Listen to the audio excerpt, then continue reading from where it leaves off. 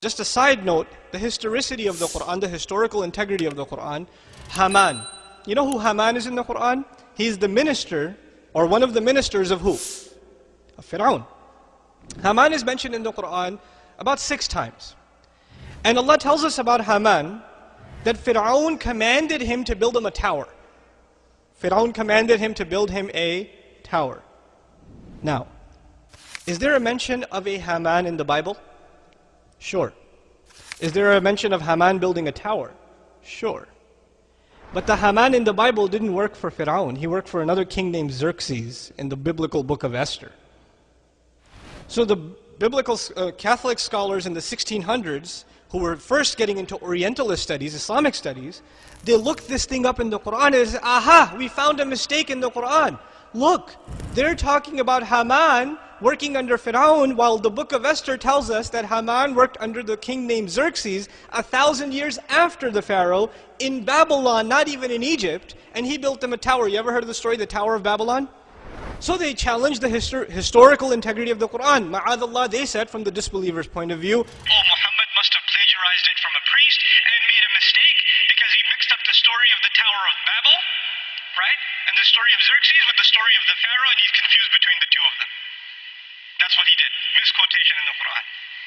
What's really interesting is, in the late 1800s, the Catholic scholarship, the body of Catholic scholarship, unanimously denied the book of Esther as a valid source of history. They acknowledged their own book, they acknowledged that their own book, unanimously, is legend, just stories made up, names made up. The Jewish encyclopedia even now tells you the book of Esther has no historical value. None whatsoever. But then it remains, this one question remains. The Quran tells us that this Quran tells Bani Israel about the things that even they disagreed in. Even they disagreed in some stuff, and this Quran tells them. This speaker is giving this to you. He can't be the speaker then. This knowledge is coming from somewhere else. Now check this out. You know Maurice Bucquet is a famous Muslim who wrote Bible, Quran, and science? Before he got into that subject, he was a historian. He wanted to study Islamic history. When he came across this problem presented by Catholic priests, he did a little research. You see, what happened in the late 1800s was the Egyptian hieroglyphics were now being revived as a language, because hieroglyphics had died about almost 2,000 years before the Prophet ﷺ. Egyptian hieroglyphics had died as a language, and they were revived by German and French scholars. The study is called Egyptology.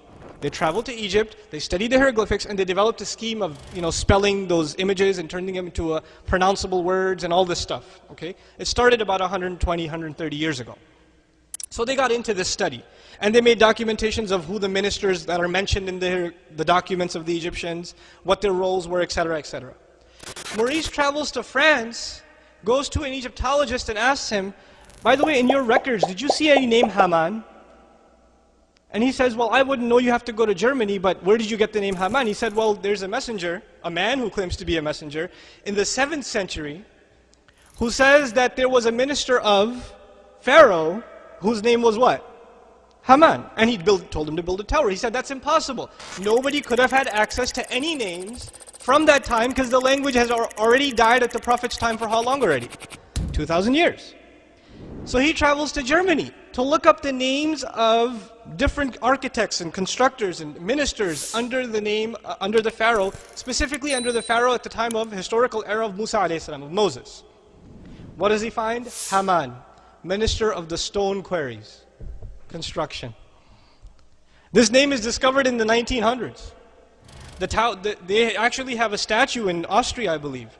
Haman written on it underneath. They revived it from Egypt. His name is Haman in Austria. The statue is sitting there. Now we don't know for sure if that's the Haman of the Quran, but still the name exists. The fact that he's in charge of construction exists, and this is something they didn't have, but which speaker had? The Messenger of Allah, but actually the speaker is who then? Allah subhanahu wa ta'ala. Experience the beauty of Islam and bring happiness into your life with our app One Islam TV. You will have access to a wide variety of interesting documentaries, inspiring lectures, and so much more. Download One Islam TV from the Apple or Google Play Store today.